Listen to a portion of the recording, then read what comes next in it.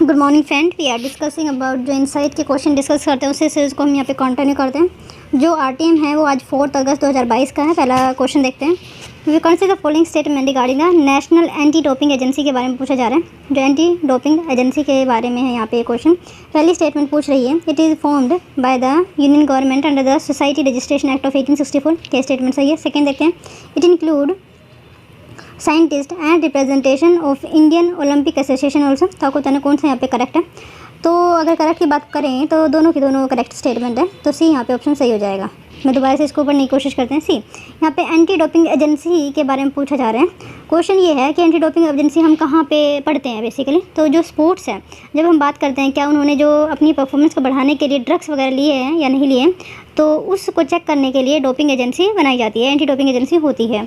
अगर किसी ने बहुत ज़्यादा ड्रग्स ले रखे हैं अपनी परफॉर्मेंस को इन्हांस करने के लिए, तो उसका अलाउ नहीं किया जाता है, क्योंकि ये against the spirit of sport है। उसी के साथ इसमें इंडियन ओलंपिक एसोसिएशन के मेंबर भी जुड़े होते हैं। क्यों? क्योंकि स्पोर्ट्स से डायरेक्टली रिलेटेड है। इवन पूरे वर्ल्ड में जो इंपॉर्टेंट टूर्नामेंट मानी जाती है, वो one of the important tournament में ओलंपिक्स आता है, और फुटबॉल का जो मैच होते हैं वो भी इंपॉर्टेंट है, क्योंकि वहाँ पर बहुत ज़्यादा कंपटीशन है। इवन पूरा वर्ल्ड फुटबॉल खेलता है except south east Asia. Anyway, तो यहाँ पे दोनों की दोनों स्टेटमेंट सही है। आगे बढ़ते हैं। अगला जो क्वेश्चन है, consider the following statement. Delhi current status as union territory with the legislative assembly was including the original constitution. तो आपसे पूछा जा रहा है, जो दिल्ली है यूनियन टेरेटरी बनी थी, क्या जो उसका जो स्टेटस है, क्या जब हमारा कॉन्स्टिट्यूशन बना था उसी के साथ ही इसको इंक्लूड किया गया था? सेकंड स्टेटमेंट देखते हैं। The status power function of the lieutenant governor of Delhi is similar to that of the governor of the state. मतलब ये है कि जो एलजी की जो पावर होती है दिल्ली के अंदर, क्या वो सेम ही है किसी भी स्टेट के अंदर जो गवर्नर की होती है? आपको बताना है। Number third, LG of Delhi have the power to refer any matter over which there is a disagreement with the elected government to the president। मतलब ये है कि जो LG है उसके पास ये पावर होती है कि कोई भी ऐसा मैटर जिससे वो डिसएग्री करे स्टेट गवर्नमेंट से या एग्जीक्यूटिव से, तो वो रेफ़र कर सकता है उस मैटर को टू द प्रेसिडेंट। तो आपको बताना कौन सा यहाँ पे सही है। तो अगर हम सही की बात करें तो फर्स्ट एंड सेकंड सही है, लेकिन थर्ड गलत है, क्योंकि सुप्रीम कोर्ट के द्वारा बोला गया कि देखो, पहली बात तो आपको पता होना चाहिए कि ये जो क्वेश्चन है वो क्या पूछ रहा है आपसे। बेसिकली अगर क्या नॉलेज होनी चाहिए आपको इस क्वेश्चन को आंसर करने के लिए, जो आपको नॉलेज होनी चाहिए वो आपको पता होना चाहिए, what is the difference between the union territory and the state. State को जो हेड करते हैं that is nothing but a governor, और जो यूनियन टेरेटरी को हेड करते हैं वो प्रेसिडेंट करते हैं। याद रखना, प्रेसिडेंट करते हैं। लेकिन वो अपने आप तो यूनियन टेरेटरी में नहीं जा सकते, इस वजह से वो क्या काम करते हैं कि एक एडमिनिस्ट्रेटर को अपॉइंट करते हैं। दैट इज़ नथिंग, अगर दिल्ली में हम बात करें तो उसको लेफ्टिनेंट गवर्नर के नाम से जाना जाता है। ओके, यूनियन टेरेटरी में जो सारे सब्जेक्ट है वो सेंटर के अधीन आते हैं, लेकिन स्टेट में जो सारे सब्जेक्ट हैं वो स्टेट जो 7th मतलब शेड्यूल 7 है उसमें लिस्ट 3rd है, जिसमें स्टेट लिस्ट की बात की जाती है। उसके जो भी मैटर होते हैं वो स्टेट एक्सक्लूसिवली राइट होता है कि उनके ऊपर लॉ बना सकते हो। Same case with the union territory. Union territory का कोई भी अपना मैटर नहीं होता है, ठीक है।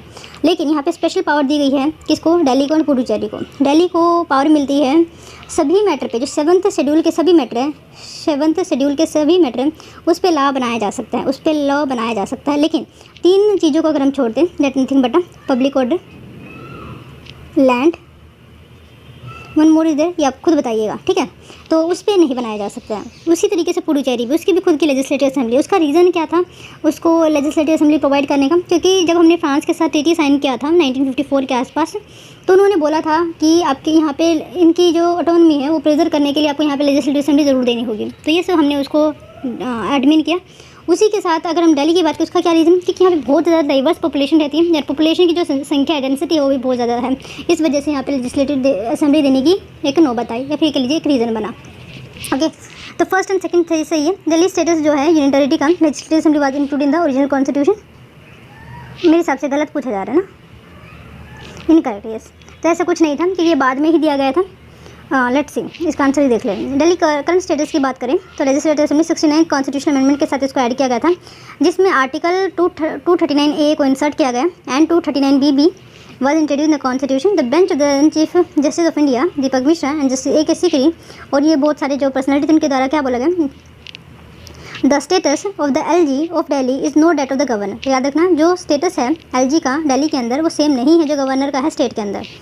Rather he remains an administrator, कहा ना कि ये एक एडमिनिस्ट्रेटर के तौर पे ही रहता है। क्यों? क्योंकि यूनियन टेरिटरी के अंदर एडमिनिस्ट्रेटर को ही अपॉइंट किया जाता है। In the limited sense working with the designation of the LG does not have the power to refer any matter over which there is agreement with the elected government to the president. मतलब ये है कि जो LG है वो सारे के सारे पावर नहीं सेंड करता है टू द प्रेसिडेंट। ओके, क्योंकि देखो 3 चीज़ों को छोड़ के, public order, law and order situation of that area, उसको छोड़, और पुलिस बेसिकली, उसको छोड़ के जितने मैटर होते हैं वो जो हमारी दिल्ली गवर्नमेंट है उसके पास ही रहेंगे। इन तीनों में अगर कुछ भी प्रॉब्लम आती है तो उस केस में एलजी क्या कर सकता है, एलजी मैटर रेफर कर सकता है प्रेसिडेंट को। Otherwise there is council of minister, they follow according to their own wish and constitutional provision, whatever, for thinking, ideology, whatever you can say. Let's see the third question. तो इस question में आपको क्या याद रखना है? देखो, जो प्रेसिडेंट है मतलब दिल्ली के अंदर, वो क्या करता है, एडमिनिस्ट्रेटर को अपॉइंट करते हैं। एडमिनिस्ट्रेटर जो है 3 मैटर पे उसके पास ज़्यादा अधिकार होते हैं, ठीक है, जो गवर्नर के कंपैरेटिवली, जिसमें law and order, police and land, वो वाला एरिया आ जाता है। अदरवाइज तो सारा का सारा जो काम होता है वो दिल्ली गवर्नमेंट खुद संभालती है। और कोई भी मैटर जो स्टेट लिस्ट में आता है एक्सेप्ट दी 3, तो उस मैटर को प्रेसिडेंट के पास रेफर नहीं किया जाता है। ये जो है 69 कॉन्स्टिट्यूशनल अमेंडमेंट के साथ किया गया था, मतलब जो दिल्ली है इसको यूनियन टेरिटरी 69 कॉन्स्टिट्यूशनल अमेंडमेंट के साथ किया गया था। आगे बढ़ते हैं।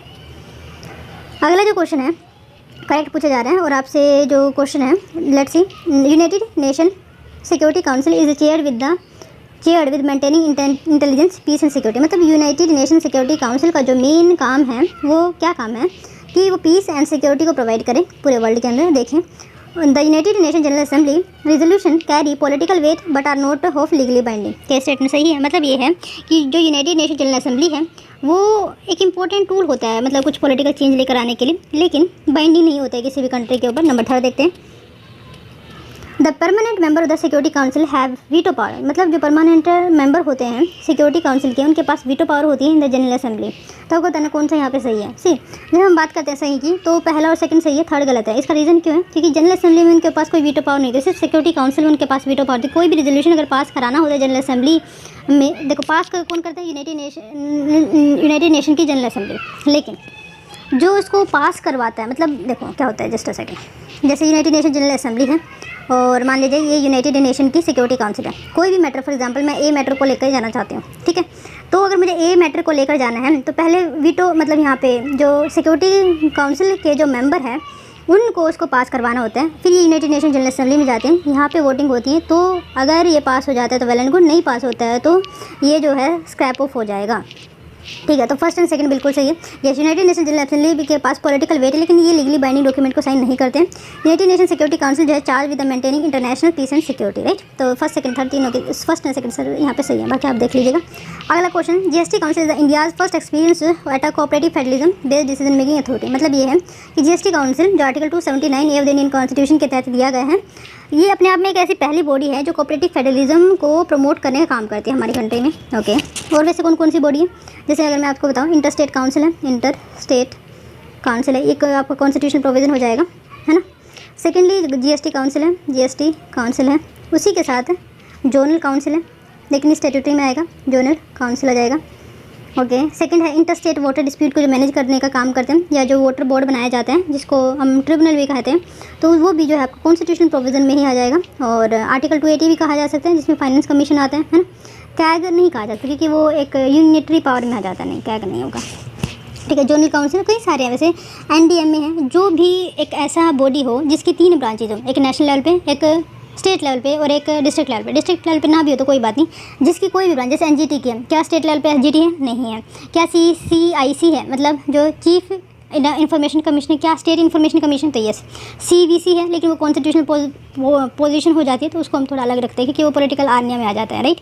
ओके, और फॉर एग्जांपल अगर मैं एनडीएमए की बात करूँ, नेशनल डिज़ास्टर मैनेजमेंट अथॉरिटी के बारे में, उसके नीचे एसडीएमए आता है, state DMA disaster management authority, उसके बाद आता है district disaster management authority, right.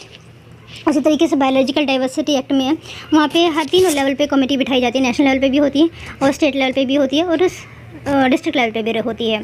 उसी तरीके से हम कह सकते हैं जब हम बात करते हैं इन्वायरमेंटल इम्पैक्ट असेसमेंट की, तो स्टेट लेवल पे भी होते हैं और सेंट्रल लेवल पे भी होते हैं, डिस्ट्रिक्ट लेवल पे नहीं होते, लेकिन फिर भी हम कह सकते हैं कि फेडरलिज्म का ही पार्ट आएगा, राइट। तो ये इसके मैनिफेस्टेशन है, किस तरीके से हम फेडरलिज्म को व्यू करते हैं, राइट।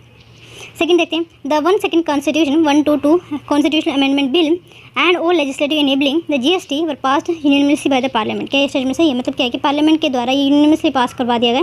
1 कॉन्स्टिट्यूशनल बिल इसके लिए पास किया गया था। 101 कॉन्स्टिट्यूशनल अमेंडमेंट हमारे कॉन्स्टिट्यूशन के अंदर, तो ये बिल्कुल सही है, दोनों के दोनों स्टेटमेंट बिल्कुल सही है।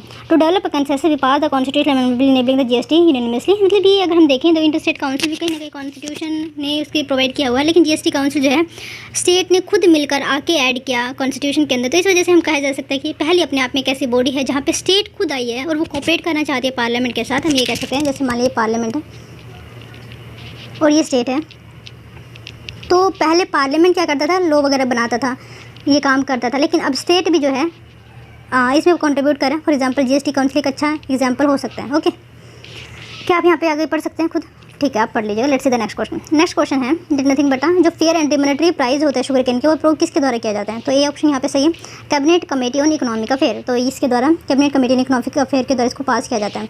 Cabinet committee on economic affair recommended the fair and डिमोनेटरी price based on the inter crop pricing parity inflation consideration fair return to farmer and a host of other factor is the cabinet committee on economic affair and finally approve it. Let's see the next question.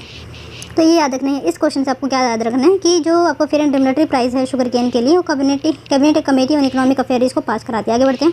Which of the following statement regarding the minimum support price system in India, कौन सा correct ये पूछा गया है। Rate number minimum support MSP के बारे में basically, the MSP the rate at with the government purchases crop from farmer. क्या वो सही है, देखो ये फार्मर है, ये एमएसपी रिजीम है, जो ये फार्मर है। ओके, जो एमएसपी एक वो प्राइस होता है जो जिस पे गवर्नमेंट जो है फार्मर से गेहूँ खरीदती है। Second, it is based on the calculation of at least 1/3 and half time of the cost of the production incurred by the farmer. ये देख लेना। The MSP is fixed thrice a year on recommendation, मतलब ये है कि 3 बार साल के अंदर रिकमेंड किया जाता है commission for economic and cost and prices के द्वारा। तो पता नहीं कौन सा यहाँ पे सही है। सी, जब हम सही की बात करते हैं तो फर्स्ट एंड सेकंड पर सही है, क्योंकि ये 3 बार नहीं बल्कि एक ही बार किया जाता है, या फिर 2 बार हो जाएगा, क्योंकि एक रबी के लिए एक खरीफ के लिए। ओके, तो ये तो नहीं होगा, थर्ड नहीं होगा। It is based on calculation at least 1/3 and half time, yes 1.5 कह सकते हैं, 3/2 इसने इस तरीके से लिखा हुआ है। 3 एटलीस्ट 1.5 टाइम, 1.5 टाइम। इसको अगर आप सोल्व करोगे तो 3/2 ही आएगा, इसको अगर हम सोल्व करते तो 1.5 आ सकता है। तो इसी तरीके से मैंने यहाँ पे लिखा है for the cost of production incurred by the farmer, yes. और ये किसके ऊपर होता है, फैमिली लेबर को हम यहाँ पे ऐड करते हैं, जो एसेट यूटिलाइज किए जाते हैं उसको हम यहाँ पे ऐड करते हैं, family labour and asset utilise. और यहाँ पे जो फैमिली लेबर होता है उसको इंक्लूड नहीं किया जाता है, right.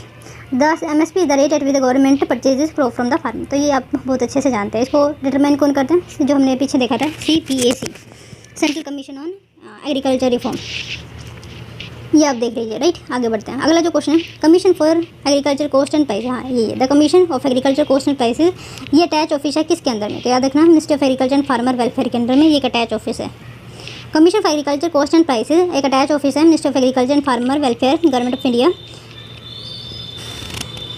It mandated to recommend minimum support prices to incentivize the cultivator to adopt new technology, modern technology, raise productivity। मतलब ये रिकमेंड करते हैं किस तरीके से एमएसपी पे हम इंसेंटिवाइज कर सकते हैं। मतलब किसी ने अगर मान लिया जाए एमएसपी हम दे रहे हैं, ये गवर्नमेंट प्रोवाइड करिए, लेकिन किस तरीके से उसको हम इंसेंटिवाइज में प्रोवाइड कर सकते हैं, इंसेंटिवाइज कर सकते हैं। अगर कोई फार्मर मॉडर्न टेक्नोलॉजी प्रोवाइड करता है तो उसकी रिकमेंडेशन आपका commission for agriculture cost and prices देते हैं, ठीक है, right. Let's see the next question. Intended national determined contribution के बारे में पूछा जा रहा है, जो अभी न्यूज़ में हुआ करते था, तो आपको पूछा जा रहा है ये है क्या। देखो ये बी पार्ट है, द प्लान ऑफ एक्शन जो आउटलाइन किया जाता है कंट्री के द्वारा वर्ल्ड, ताकि हम कॉम्बैट कर सकते क्लाइमेट चेंज के लिए। तो बी ऑप्शन यहाँ पे सही है। National determined contribution are at the heart of the Paris agreement and the achievement of these long term goals and this embody efforts by each country to reduce national emission and adapt to the impact of the climate change. Let's see the next question. Consider the following statement regarding the, बहुत बड़ा question है। Anyway the motion of the impeach, तो आप ये एक देख लीजिएगा, right, मैंने इसको नहीं करा पाएंगे। Let's see the next question. Correct पूछा जा रहा है, the parliament prevention of disqualification act of 1959 exempt several post from the disqualification ground of the office of property. See, जब हम डिस्क्वालिफिकेशन की बात करते हैं, दो लॉ याद रखना है।